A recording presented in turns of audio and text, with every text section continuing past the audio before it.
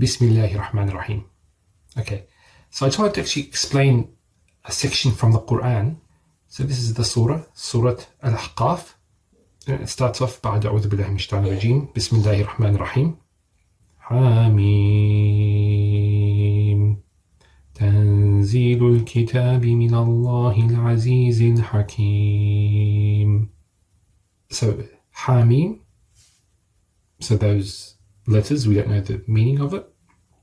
It is, or the revelation is set down from Allah, the Almighty and the All-Wise. Now, I've explained this before. Kitab does not mean a book, that book we know today. It doesn't mean that it's, has a front cover, back cover, and has pages in between. That's not what Kitab means. There are other words for things written down, like the word suhuf, or for example, qartas. So there are a few different words that could have been used, but Allah used the word Kitab. That's actually, throughout the Quran, you'll find it being referred to as Al-Kitab. So it's Al-Kitab, meaning it's the Kitab. So here it's used to indicate that it's one of its type, Al-Kitab.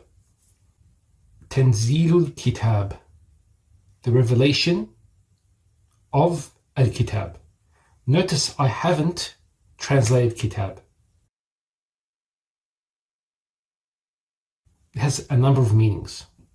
From it, it's talking about the laws and regulations that Allah has sent down. So the commands, the prohibitions, that which He authorizes in the Quran, that which He decrees and mentions in the Quran. So He mentions something that's going to happen. That's a kitab, a divine law that He set up, that it's going to happen. Sunnat Allah, which are the laws that govern the universe, those things mentioned in the Quran regarding that make the Quran a kitab. So kitab has all those meanings, and that's why in Surah Al-Ahqaf, it says that we not create the heavens and the earth and everything in between them except in truth and for a specific period of time. So here he's talking about the law that He set up, that is mentioned in the Quran. This is why it's called Al-Kitab. So here, Kitab also has the meaning of authority. The Kitab doesn't come from somebody with no authority or somebody that low position. It comes from an authority figure. So, for example, a judge, the government, for example, decree something.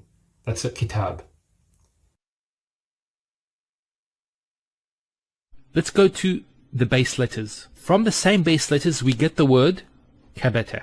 Kabata, it's used in the Quran, this root. It actually means to make someone abased and humiliated. Also, in classical Arabic, if we said kabatahu, it means that he wrestled and put his face on the ground in submission. So that's physically subduing him. And it was a form of humiliation. I mean, if you got somebody on the ground in this way, this was a sign of humiliation for the wrestler. Now, what's interesting is there's actually a meaning related with this root and with kataba. And that has to do with being in a position of authority. So when one submits one, or abases one, or humiliates one, they have authority. They have the power. And similarly, kataba is actually used for authoritative writing, or a decree from someone in a higher position. And for example, from Allah subhanahu wa ta'ala, Malik Yawmiddin.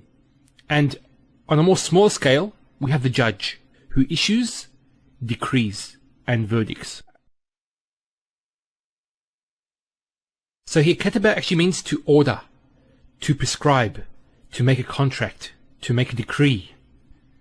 And most importantly, it's used for revelation, which is the strongest form and the most authoritative of writings or decrees. Now, just finally, I just want to mention one ayah that uses this root and just explain what's happening here. Okay, Allah subhanahu wa ta'ala says in the Quran, for example, فِيهَا كُتُبٌ قَيِّمَةٌ. In it are upright kutub. This is clear that it's talking about the Quran. So what does it mean by saying that in the Quran, فيها كتب قيمة? In it are kutub, which is a plural of kitab. There are upright. Let's just use the word books. Do we have books in the Quran like the Bible? So you understand actually there's something that's not right in translating kutub as books. There is an opinion among scholars, that kutub means suwar. But then the question comes, why didn't Allah subhanahu wa ta'ala use the word suwar, the plural of surah? Why did he say kutub? So let's reconcile this, inshallah. Now Allah subhanahu wa ta'ala actually explains these kutub. So we don't need to go too far to understand this. In this case, kutub means commands. And where do I get this meaning from? And why do I say that? Just read the rest of the surah. وما أمروا إلا ليعبدوا الله مخلصين له الدين حنفاء ويقيموا الصلاة ويؤتوا الزكاة وذلك دين القيمة. And this is the deen al-qayyimah. It's the same word, qayyimah, the deen. So the commands are kutubun qayyimah, and the religion is also qayyimah. Qayyimah means that it's upright and that it guides one to the proper conduct. It keeps you standing on the correct path. This is in the beginning of the Quran. After Al-Fatiha, this is what's mentioned about the Quran. ذَلِكَ الْكِتَابُ, which is translated as, this is the book. Now this has caused many people to ask the question, the Quran wasn't a book when this verse was revealed. It's important firstly to understand a few things. Now another question I was asked was why was the demonstrative pronoun of distance used?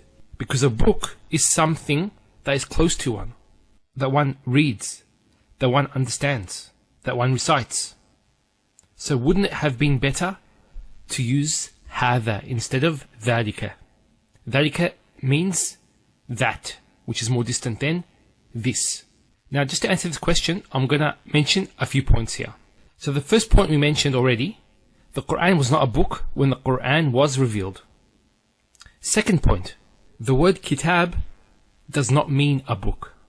Now, Kitab actually means a writing, but also can mean a decree, a prescription, a judgment, a record, a scripture.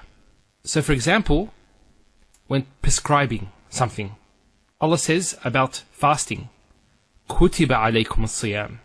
Fasting has been prescribed for you, from the same root as Kitab.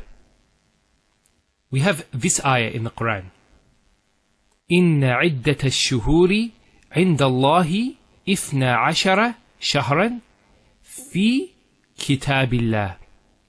Indeed, the number of months with Allah is 12 lunar months in the register of Allah subhanahu wa ta'ala, from the day He created the heavens and the earth. يوم خلق السماوات والأرض. So here, Kitabillah does not mean the book of Allah, obviously.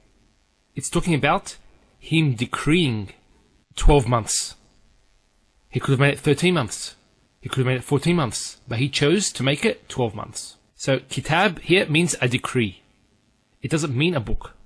And actually nowhere in the Quran does the word Kitab mean a book, the way we know it today. So we also have, for example, a record. Like, for example, on the Day of Judgment, when we get our record, it doesn't mean a book. It means a record. And finally, Scripture. Revelation from Allah subhanahu wa ta'ala.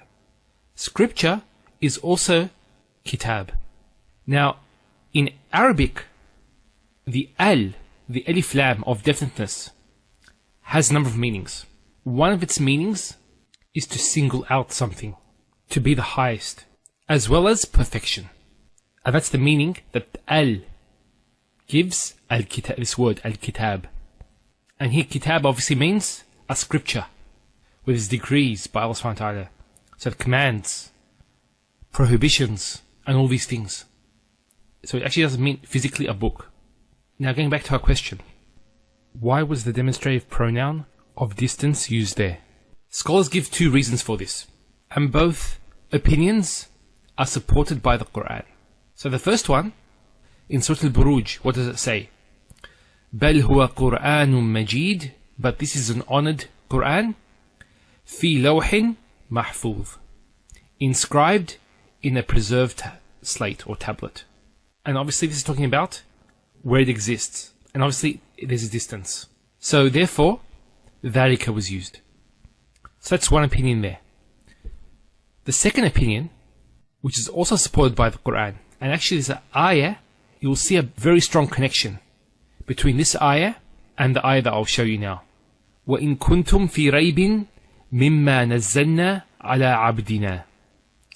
And if you are in doubt about what we have sent down to our servant, فَأْتُوا بِصُورَةٍ مِّن مِثْلِهِ. So produce a surah like it. This is the challenge, to produce something like the Quran. Just one surah. The shortest surah is only 3 ayat, and no one has come close producing something like the Quran. It hasn't happened. Now look at this connection. It says here, ذَلِكَ الْكِتَابِ لَا رَيْبَ فِيهِ, which there is no doubt in it. So here Allah subhanahu wa ta'ala is saying there's no doubt in it, that this is the scripture or the decree, perfect, elevated. The question is, if somebody does not believe it to be so, then it uses exactly the same word, raib. It says, وَإِن كُنْتُمْ فِي رَيْبٍ, if you are in doubt. So in the top it says, there is no doubt. ذَلِكَ الْكِتَابُ لَا رَيْبَ فِيهِ, there is no doubt in it. It's a guidance for al-muttaqeen. But there it says, if you are in doubt about what we have revealed to our servant, then produce a surah like it. This challenge actually indicates the elevated rank of this book above all other books. Now when I say book, obviously I'm using that loosely. I don't mean it in the literal sense. The Quran is in one place and all the rest are here. So here it's indicating its elevated rank. And then so this ism ishara is used to indicate how distant it is from one being able to produce the likes of it. It's a challenge that has not been met. Okay, so that's the end of the lesson. So please subscribe to the channel. And Assalamu alaikum wa rahmatullahi wa barakatuh.